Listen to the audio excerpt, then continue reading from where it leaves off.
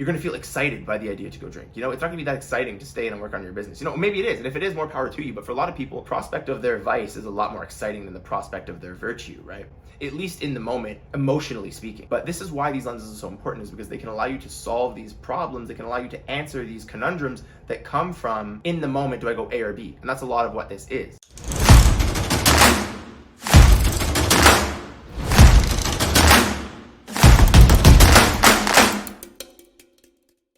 What's going on, guys? Welcome back to the Must Become YouTube channel. My name is Spencer, and I believe that what you can become, you must become. In other words, if you have potential in you to make a big change in this universe or in this world, then you're obligated to actualize that potential into something real. So I come to you guys multiple times a week with different videos that can help you guys with your mission and your purpose so that you can have these little tips and tricks and help you really leave a dent in this universe. As always, guys, please leave a like on this video if you like it. Please leave a comment down in the comment section. I try and get back to every single comment that I receive, and ring that notification bell. That way you can derive as much value from my platform and from this channel as possible, so that you know every single time I upload, which gives you a huge advantage because you'll be able to take this knowledge and bring it to, like I said, your purpose, your mission, or anything you want to do on earth. So that's it, guys. Let's jump right into this video. All right, guys, so I believe this is either a part 3 or a part 4. This is to my lenses video. Essentially, if you guys haven't seen my other couple videos, please go back and watch those. Otherwise, you might only get about 75-80% of the value that this video could actually bring you. Guys, I believe this is part 3 in my series about lenses. Essentially, what lenses are, and I describe in my other videos,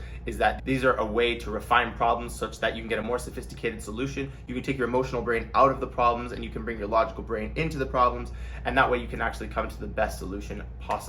If you haven't watched the other videos already where I speak about what lenses are and the other couple of lenses that I already discussed, please go back and watch those videos. Otherwise, you may not derive as much value from this video as you could. You might only get 80% of the value that you could have, and that's missing an opportunity that you have to become what you must become. So with a little bit of that intro out of the way, we're gonna get into a little bit of what this video is actually about today. Today, guys, this video is a very important lens. I talk about in the other videos how they're kind of in ascending value. I think this next one is definitely a super valuable one, so listen up. Guys, this one is the 85-year-old lens. The purpose of the 85-year-old lens really is twofold. Okay, I'm gonna start with the first one. The first one is gratitude. So guys, you guys might not think that gratitude is that valuable. You might think it's a bit of a woo-woo kind of voodoo topic, gratitude, who really cares? But the reality is that there's several studies that have shown that having gratitude is actually going to change your neurochemistry for the better. And when you change your neurochemistry for the better, again, as I always say on this channel, you put yourself in a position to really become what you must become. You put yourself in the best starting position so that you have the best chance at reaching for that actual outcome that you want. So here's a little bit about how the 85-year-old lens works. So when you're going about your day, whenever you're doing anything, it's pretty simple. You think to yourself, what would 85-year-old me wish that I had done in this moment? So for example, you might decide between, this is a very superficial example, guys, just off the top of my head, you might decide, okay, do I want the burger and fries, or do I want the high quality steak, right? Now the burger and fries may taste good now, you might really enjoy it, and you could do that for a couple days in a row, a couple weeks, whatever. Some people have their whole diets comprised of these fried foods, and these foods aren't necessarily too good for you. But when you're 85, and your bones are aching, your joints are aching, you can't do a whole lot. I mean, you've already had brain fog for multiple years, and who knows what other kind of dangerous diseases these could lead to. 85-year-old you will wish that you had chosen to eat that steak. Because if you had chosen to eat that steak back when you were 25 or 22 or 20 or even 18, whatever it is, then that means you were way more likely to create a habit of making the right choice when it comes to diet. To put this example maybe to something a little bit more concrete, right? We could think about, maybe there's a big party going on and maybe there's alcohol being consumed and whatever. And I'm not saying don't go out and party, but I'm just saying 85-year-old you, when you were faced with the decision, you were faced with that dichotomy of, do I go to the party or do I stay home and work on my business? Or, do I go to the party or do I hit the gym on that late Friday night? These kind of different options where you can go left or right. If you don't know which way to go, again, remember these lenses, they're important for solving problems, right? That's the main purpose of these whole systems, right? That's the purpose of these systems.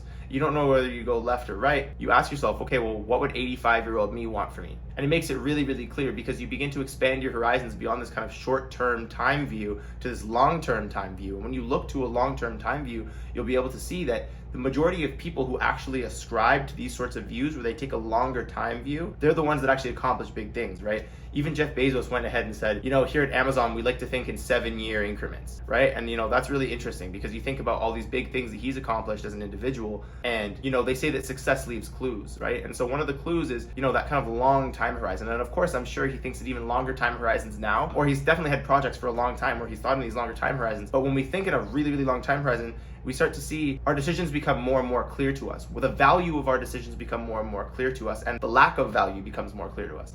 And that's why 85 years old is an amazing position to look from, because when you do so, you begin to think to yourself what's really important, and you consider, you look at yourself as a friend. A lot of people say, and it's really, really good advice, they say, help yourself like you would help other people, because a lot of people are willing to go really far for other people, but they may not be that willing to go that far for themselves. And on this channel, we speak about making yourself your own mental point of origin, and that's important because then you see the world from, okay, what's important for me? And some people may call it selfish, but listen, if you're not selfish, you can't help anybody. If you don't help yourself first, you can't help anybody. If you constantly give all your resources, imagine you had just a whole bunch of food and you gave all that food out, well, eventually you're gonna pass away because you don't have that food to nourish yourself such that you can continue giving food out. So the point of making yourself your own mental point of origin is that when you do that and you begin to think about, your own needs and your own values or whatever, when you begin to do that, and especially with a longer time horizon, you begin to make better decisions. I'm 85 and I'm considering the things that really mean a lot to me, like what did I do with my life? Did I leave a dent in this universe? Do I have family and friends around me that I actually care about, not just people that are superficial and that don't mean anything to me? When you look from that perspective of how seriously did I take my health? How seriously did I take my family? And how seriously did I take my dreams? When you look from that perspective, it takes out, like I mentioned in this first lens video, I talk about how your emotional brain can begin to complicate things because you're neurologically wired to think first emotionally and second logically. When you take this lens specifically and you allow yourself to zoom out in your time horizon and think, okay, what would that guy want? 85-year-old me, it becomes a lot more clear. And if you have a habit of working on those things, you have a habit of taking action on the things that 85-year-old you would want you to do, then by the time you get to 85, you're gonna be the happiest person on the planet because you'll accomplish your dreams, you'll have great relationships, you'll probably still have a great physique. I mean, fuck it, you could still look amazing at 85 if you really, really, really dial in your sleep, you dial in your diet, you dial in your exercise. Who knows, right? I actually just touched on something there that is the second point of why this is so valuable, and it is actually the compounding effect. So with the gratitude side of things, I was beginning to talk a little bit about how to feel. I know I went a bit off topic like I kind of always do, but the thing about gratitude, really just to dial that in, is the thing about gratitude is that, when you wake up in the day and you look around your apartment, you'll think to yourself, from that 85-year-old perspective, you'll think, I remember that old sink that I used to wash my hands at, or I remember that old mirror I used to look myself in the eye at and tell myself that I would be, a great entrepreneur one day or a great bodybuilder one day or whatever it is. I remember every single day opening that fridge and making the same eggs every single day, and I loved it. I'd look forward to my routine and whatever, And when you're in real time and you're living that life and you're living in that apartment or living in that house or wherever you are, it begins to give you a little bit more gratitude because there's, there will be a day where you look back on today, whatever is going on in your life, even if it's difficult, you'll look back on those days and think, those are the good old days, And from an 85-year-old perspective, it allows you to have gratitude in the here and now. Even as I'm recording this video, I know I'm going to look back and think, I remember, when I set up my camera and I recorded videos such that I could help you guys and document my own journey. I'm going to remember this and you guys are going to remember this too. Even the computer screen or the phone screen that you're watching this through, you're going to think, I remember that old phone that I used to watch,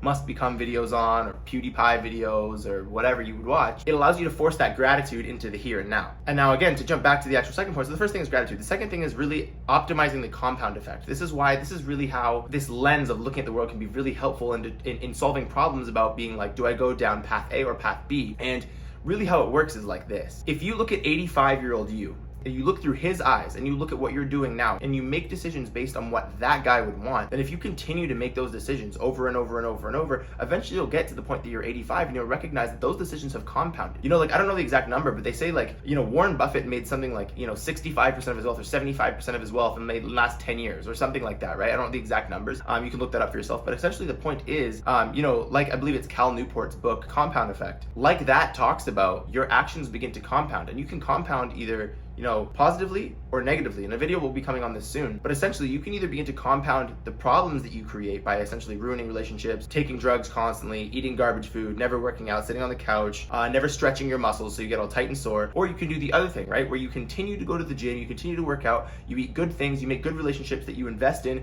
you build a business one day and you continue to work on that business over and over and over. And even if that business fails, you continue to build your skills, you continue to get back on that horse. That's what 85-year-old you would want, right? So if you continue to do that, you'll see that one day you will get to 85.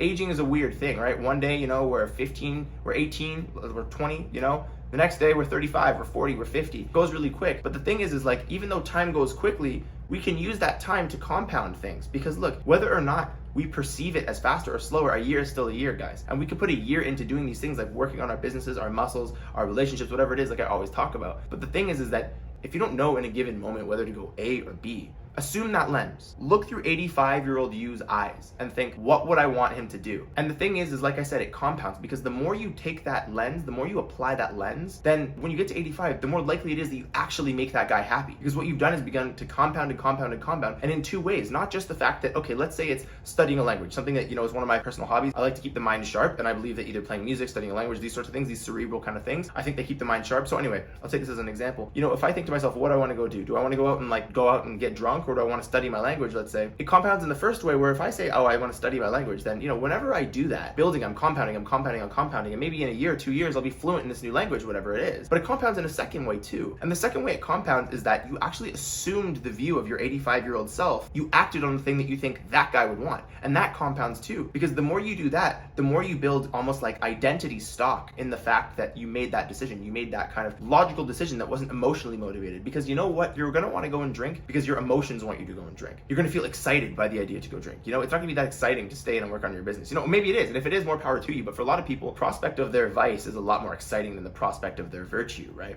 At least in the moment, emotionally speaking. But this is why these lenses are so important, is because they can allow you to solve these problems. They can allow you to answer these conundrums that come from, in the moment, do I go A or B? So guys, just as a quick recap, there's really two values to the 85-year-old lens, okay? The first one is gratitude. It allows you to look in the here and now, and it allows you to feel grateful for the things that you have, and it allows you to kind of solve not necessarily a problem in that moment, but it allows you to kind of get yourself out of a funk. If ever you're kind of questioning what it is that you're doing, or even if it's just a small menial task like brushing your teeth, right? You can just look in the mirror, look at this toothbrush, look at the toothpaste you're using, and kind of just assume the lens of the 85-year-old self. And again, you'll get better at it as you practice, just like with anything, but you'll see that you'll begin to feel gratitude for these little things. Like again, like I mentioned before, I remember when I used that toothpaste back in 2020 or whatever it was, right? But the second value of this lens is it can solve a here and now problem. It can solve a problem, an acute problem that exists right in this moment. An A or B. Do I choose, the A path or the B path? That's essentially by asking yourself, okay, what would 85-year-old me want me to do? And then you can imagine how you could compound that decision